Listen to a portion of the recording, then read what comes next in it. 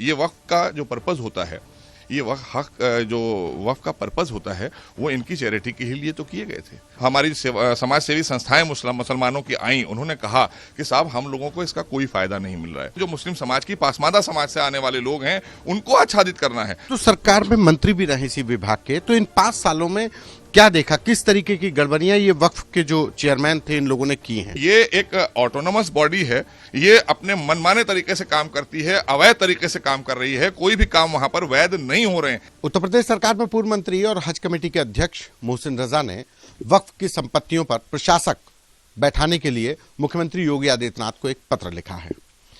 क्यों ये लिखा गया पत्र, हमारे साथ बात करने के लिए मोहसिन रजा खुद ही हैं।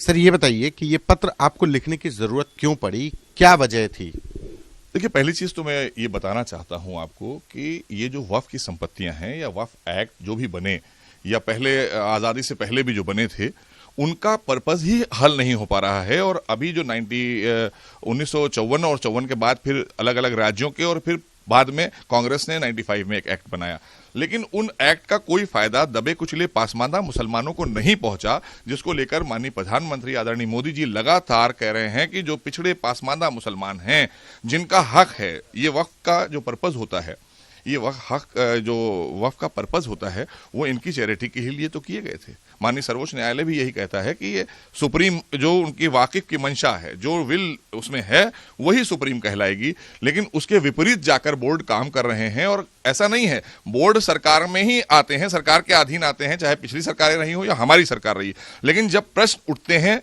आम समाज की तरफ से, जैसे मुस्लिम समाज के तमाम धर्मगुरु, तमाम बुद्धिजीवी वर्ग के लोग, तमाम प्रबुद्ध जन और तमाम हमारी समाज सेवी संस्थाएं मुसलमानों की आई, उन्होंने कहा कि साहब हम लोगों को इसका कोई फायदा नहीं मिल रहा है। लाखों करोड़ रुपए की संपत्तियां हैं, इससे कोई एक नए पैसे की आमदनी नहीं है। जब आप वहां जाएंगे तो आपको ये बता देंगे वो कि साहब हमें 6 साल से तनख्वाह नहीं मिली, कोई कहता है 5 साल से तनख्वाह नहीं मिली।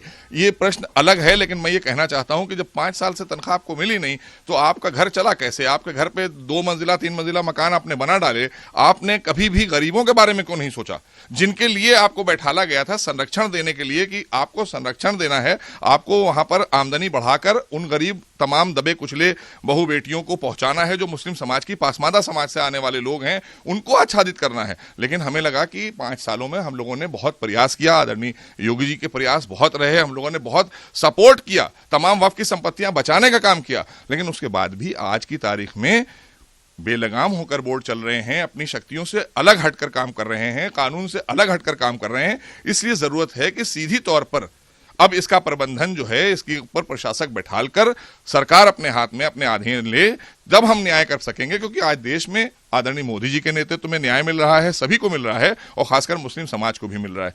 ऐसे ही उत्तर प्रदेश में आदरणीय योगी जी के नेतृत्व में लगातार न्याय मिल रहा है। तो हम न्याय की तरफ बढ़ रहे हैं आगे कि इनको कैसे आच्छादित किया जाए, इससे मिलने वाली आमदनी, इससे मिलने वाला पैसा। क्योंकि आज तक सन 54 से लेकर और आज तक अगर आप पूछें दोनों बोर्डों में, तो कभी कोई एक भी आयोजन या कोई भी ऐसा कार्य नहीं हुआ होगा जिससे कोई भी पासमादा मुसलमान आच्छादित किया गया हो, गरीब मुसलमान आच्छादित किया गया हो, किसी बेटी को पढ़ाया गया हो, किसी बुजुर्ग का इलाज कराया गया हो, किसी का घर बनवाया गया हो।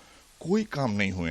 खाली अगर हुए हैं तो जो 4, 5, 6 लोग बन जाते हैं, वही लोग अपनी तरह से अपने लोगों को स्थापित कर देते हैं और बड़ी बड़ी वक्फ की संपत्तियां सिर्फ वहां पर उसी की शिकायत आने लगती है पूरे प्रदेश के कोने कोने से। तो जब शिकायत आएगी तो सरकार एक्शन तो लेगी, सरकार को एक्शन लेना ही है।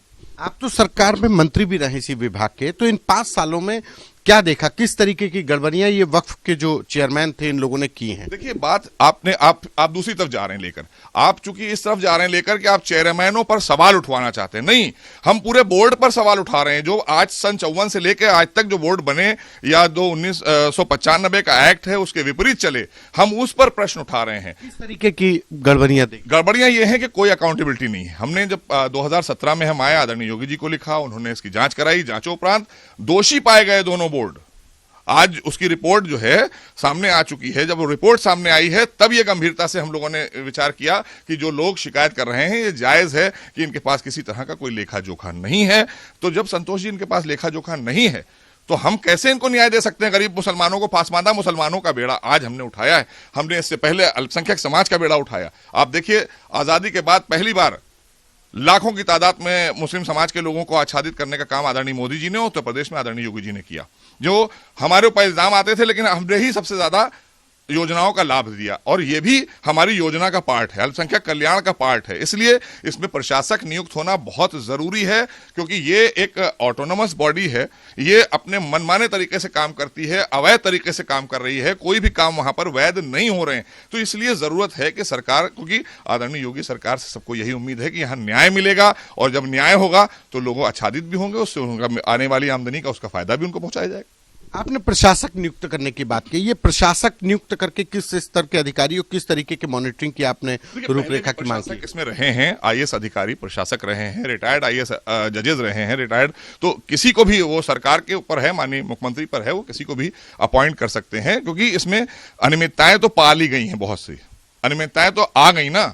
अब जब अनियमितताएं आ गई हैं तो बोर्ड को आप चलने दीजिए, बोर्ड ऐसे ही रहने दीजिए, लेकिन प्रशासक रहेगा। जैसे हमारा चीफ एग्जीक्यूटिव ऑफिसर होता है, वो हमारा ही होता है, लेकिन वहां पर जब नहीं होता है तो ये अपनी तरह से वहां पर प्रशासनिक अधिकारी नियुक्त कर लेते हैं, फिर अपनी तरीके से आदेश पारित करते हैं, फिर वो आदेश न्यायालय में जाकर स्टे हो जाते हैं। तो कहीं ना कहीं अपने लिए ये करते हैं काम, ये गरीब जनता के लिए, गरीब मुसलमानों के लिए बोर्ड कोई काम नहीं कर रहे हैं। तो इसलिए जरूरत इस वक्त इस बात की है कि सरकार के अधीन ये बोर्ड आना चाहिए और पूरी तरीके से सरकार का इस पर हस्तक्षेप और संरक्षण रहना चाहिए, क्योंकि अगर इनके हाथ में हम छोड़ देंगे तो 50 सालों में जब इन्होंने कुछ नहीं किया तो आगे भी हम उम्मीद नहीं कर सकते। और आज हमें उम्मीद है कि देश के यशस्वी प्रधानमंत्री आदरणीय मोदी जी, वो भी वहां पर इस पर विचार कराएंगे सदन के अंदर। हम उनसे भी मांग करते हैं, उनको भी पत्र लिख रहे हैं कि यहाँ सदन में भी विचार हो 95 के एक्ट में, और यहां पर भी प्रशासक नियुक्त हो और बोर्ड जब भी कोई फैसले लेगा वो सरकार उसको अनुमति देगी। सरकार को आप अपना जो फैसला बोर्ड का आए वो सरकार को आप दें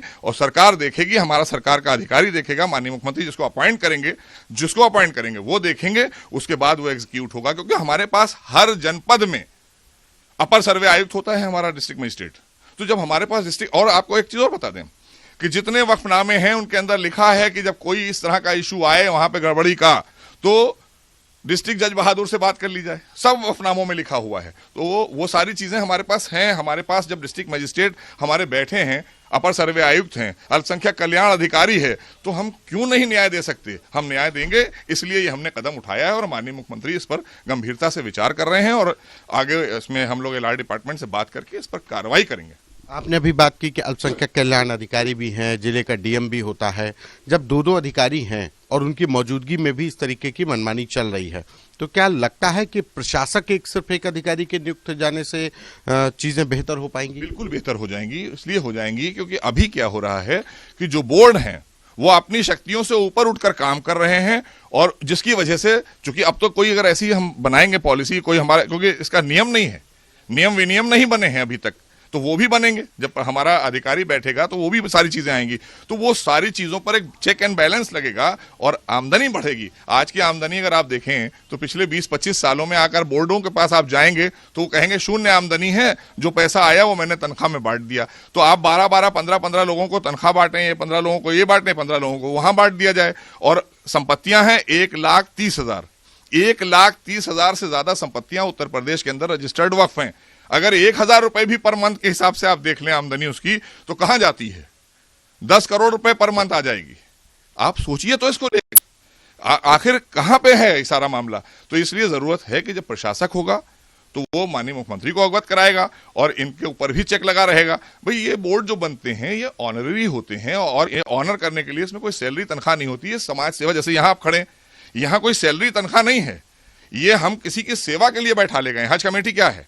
ये सेवा भाव के लिए सरकार ने कमेटी बना दी है कि यहां से जो लोग हज के लिए जाएंगे आजमीन, उनकी आप सेवा कर दीजिए। ऐसे ही वक्फ बोर्ड में जो वक्फ हैं उनका जो संचालन है, जो प्रबंधन है, उसको सही से सुचारू रूप से करके उससे मिलने वाली आमदनी गरीबों में तकसीम कर दीजिए, बांट दीजिए गरीबों में। लेकिन पासमानदा मुसलमान तो आज भी आच्छादित नहीं हुआ, उसको लेकर तो माननीय प्रधानमंत्री लगातार कह रहे हैं, तो हम लोग उसको आगे बढ़ाने का काम करेंगे आदरणीय योगी जी के नेतृत्व में। धन्यवाद। ये थे हमारे साथ मोहसिन रजा, जिनको भरोसा है कि जब वक्फ की संपत्तियों पर प्रशासक नियुक्त हो जाएगा तो वक्फ की संपत्तियों को लेकर जो भ्रष्टाचार है उस पर नकेल कसेगी। कैमरा पर्सन रोहित के साथ संतोष कुमार, यूबी तक।